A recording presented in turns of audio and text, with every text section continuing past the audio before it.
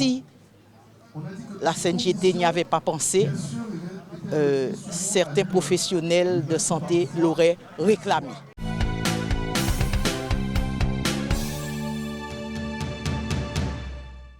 Très très très important cet événement puisque c'est d'actualité. On a pour habitude de dire qu'on met tout sur le dos du Covid, mais non, mais il est à remarquer qu'après cette période, nous nous sommes rendus compte que les souffrances ont augmenté. Puis au travail, certes, mais je dirais que les plus fragiles se manifestent actuellement. Je suis chargé de la prévention des risques professionnels pour la CANGT, Communauté d'agglomération Nord-Grande-Terre, pour les 5 communes membres, qui sont Petit Canal, Port-Louis, Morne-à-l'Eau, Anse-Bertrand et Le Moule.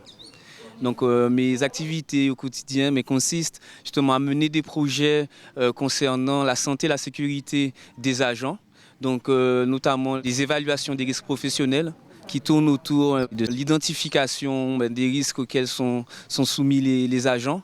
Ça peut être des risques, on va dire, visibles comme les risques de chute, d'électrocution, par exemple la sécurité routière, comme des risques, d'où l'objet du forum d'aujourd'hui, on va dire un peu plus invisibles, qui sont les risques psychosociaux, donc liés à l'anxiété, au stress, aux problèmes d'addiction, qui sont aussi des conséquences de ces risques psychosociaux.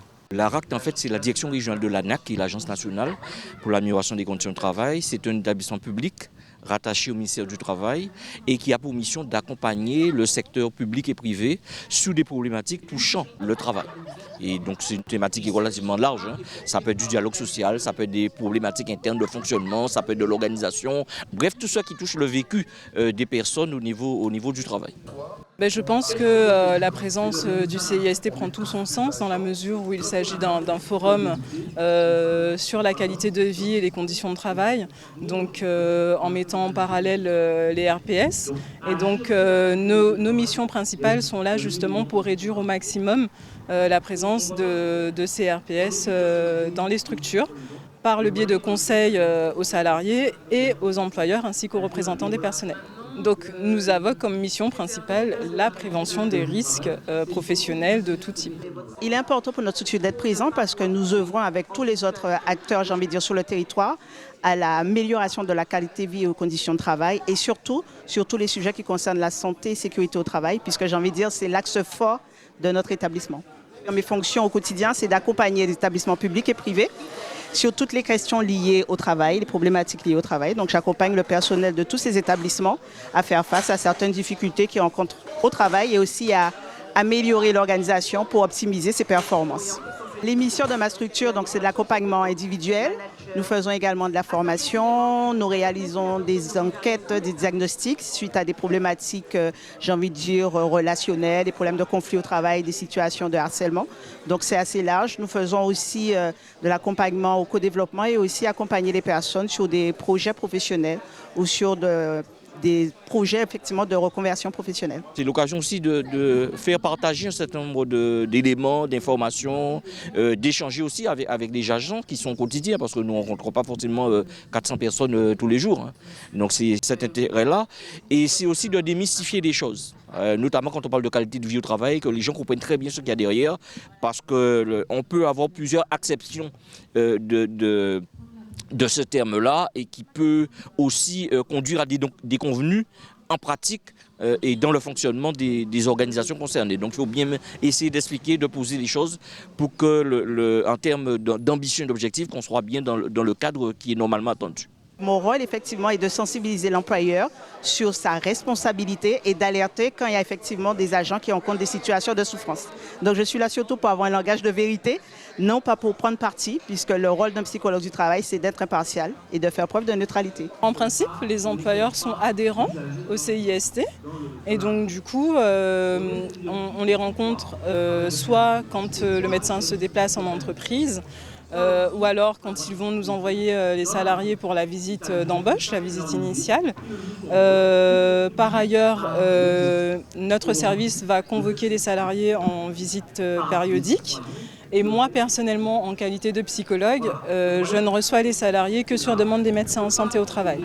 Il faut que le médecin ait identifié une problématique de souffrance ou de détresse psychologique en lien avec le travail pour que moi, je puisse recevoir le salarié par la suite et faire le lien avec le médecin sur ce qui a été identifié comme problématique par rapport aux facteurs de risques psychosociaux et également voir s'il y a une symptomatologie anxieuse, dépressive ou qui va dans le sens d'un épuisement professionnel pour qu'on fasse le lien du coup avec des professionnels extérieurs tels que le médecin traitant ou un psychiatre. Les demandes parviennent souvent de l'autorité qui souhaitent intervenir, mais nous par contre dans notre pratique et par rapport à nos règles de fonctionnement, pour qu'on intervienne quelque part, on doit obligatoirement rencontrer à la fois celui qui prend la décision, donc l'autorité décisionnaire, mais aussi la représentation du personnel. Et donc, tant qu'on n'a pas rencontré les deux et qu'on ne s'est pas assuré que les conditions soient réunies, qu'on puisse intervenir, on n'intervient pas. Notre intérêt n'est pas justement d'être d'un côté ou de l'autre, c'est d'être au milieu et de pratiquer ce que nous appelons l'équidistance. On n'est pas là pour être du côté de l'autorité décisionnaire, on n'est pas là pour être du côté de l'organisation syndicale ou des salariés. On est là pour faire en sorte de voir quel chemin qu'on peut tracer ensemble et que l'ensemble des parties prenantes s'y engagent. Je travaille à la Ville des Abîmes, la direction conseil en organisation. Et à ce titre, nous avons mis en place pas mal d'actions autour du travail. Donc, questionner le travail, comment questionner le travail. On a également mis en place des actions autour de la prévention, la sensibilisation à la prévention des risques psychosociaux. On a également mis en place des actions en termes de co-développement. Donc, c'est des groupes de pairs qui se rencontrent et qui parlent du travail, qui échangent sur leurs problématiques. On a mis en place un profil, le profil managérial. Donc ce profil, ça permet à tout manager volontaire de pouvoir se connaître ses points forts, ses points faibles, et à partir des points améliorés, pouvoir avoir soit du tutorat, soit du coaching, soit peut-être des entretiens psychologiques. Et en fait, l'idée, c'est de pouvoir permettre au manager de pouvoir transformer sa manière de faire, améliorer sa manière de faire pour pouvoir accompagner au mieux ses agents, ses collaborateurs. Personne n'est à l'abri et personne ne peut détenir, je dirais, la science infuse. Et je crois que, comme je l'ai bien compris, les managers même souffrent. Et il y a une hiérarchie pour tout. Et je pense que tout ce beau monde doit se remettre en question. Ces questions touchent tout le monde. Et pouvoir échanger, moi j'aime bien les échanges de pratiques. Donc j'ai déjà eu l'occasion d'être conviée par la CNGT. On a déjà eu l'occasion de convier la CNGT. Donc pour moi, ce sont des échanges qui sont porteurs, puisqu'en fait on apprend l'un de l'autre. Et donc, c'est toujours un honneur quand je suis conviée à ce genre d'action, puisqu'en fait, les échanges permettent d'évoluer.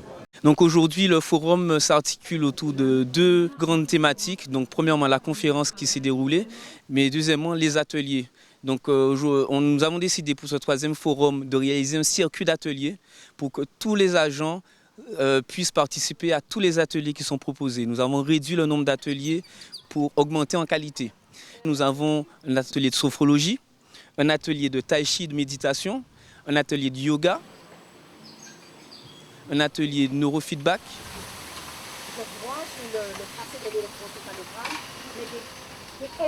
Un atelier sur la formation dans la fonction publique. Tu vas t'en aller. Il y a des façons de gérer ces personnes, pour faire face.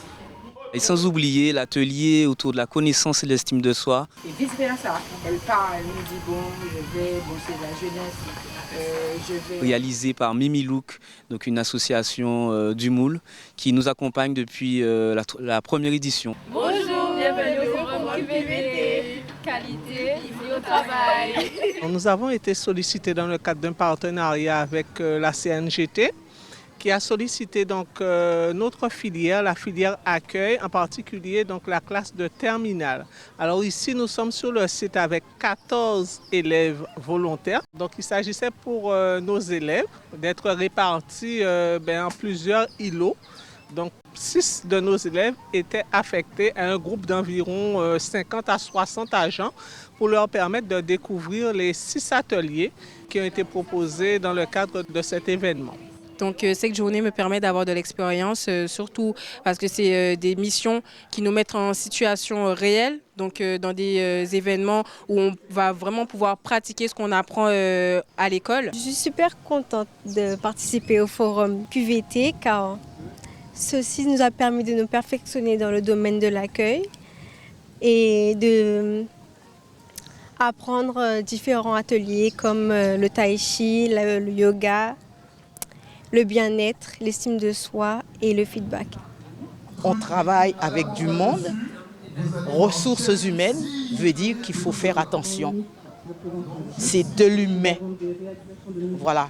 Puisqu'on veut peut-être asseoir son autorité, mais celui ou celle qu'on a autour n'est peut-être pas en capacité, peut-être à ce moment-là, donc on doit s'organiser pour qu'il y ait une communication qui passe et qui passe bien sans qu'il y ait de personnes qui se sentent lésées à quelque niveau que ce soit. C'est très important, surtout que ce sont il y a plusieurs représentants de collectivités territoriales, c'est la communauté d'agglo qui l'organise et c'est un sujet actuel. Ce sujet actuel, d'autant plus qu'ils sont de plus en plus fréquents, les risques psychosociaux, qui sont liés certainement aux conditions de vie au travail. On peut en parler puisque le besoin part de là, au niveau de la communauté d'agglo, mais c'est lié également à l'environnement. Il n'y a pas de séparation entre ce qui se vit à l'intérieur d'une institution et ce qui se vit à l'extérieur. Donc, au niveau des institutions, au niveau des collectivités, au niveau des communes, effectivement, les agents sont confrontés à une réalité de travail difficile. Il faut sensibiliser les agents à ça, leur expliquer ce qu'il faut faire parce qu'il faut se préserver. On ne peut pas, disons, perdre sa vie à la gagner. Ce n'est pas par son travail qu'on doit perdre sa vie. Donc il faut se préserver. Comme je dis souvent, je ne suis pas responsable forcément de ce qui m'arrive, je suis responsable de comment je vais réagir à ce qui m'arrive. Donc il faut qu'ils se préparent. Quand ils se sentent en situation, disons, de détresse psychologique ou alors de fragilité psychologique, eh bien leur conseiller ce qu'ils doivent faire eux-mêmes ou ce qu'ils peuvent faire également en termes d'accompagnement. Ils peuvent être accompagnés. La deuxième chose, pour les managers, apprendre aux managers également à voir comment repérer les risques psychosociaux, comment les prévenir, comment repérer qu'un agent, par exemple, est en détresse, est en difficulté. Donc la prévention pour eux, à ce niveau-là, et également se sécuriser eux aussi, parce que les managers doivent se protéger aussi. Donc oui, c'est quelque chose de très pertinent aujourd'hui et de plus en plus. C'est une façon de mettre à plat la situation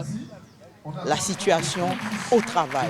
Si la CNGT n'y avait pas pensé, certains professionnels de santé l'auraient réclamé.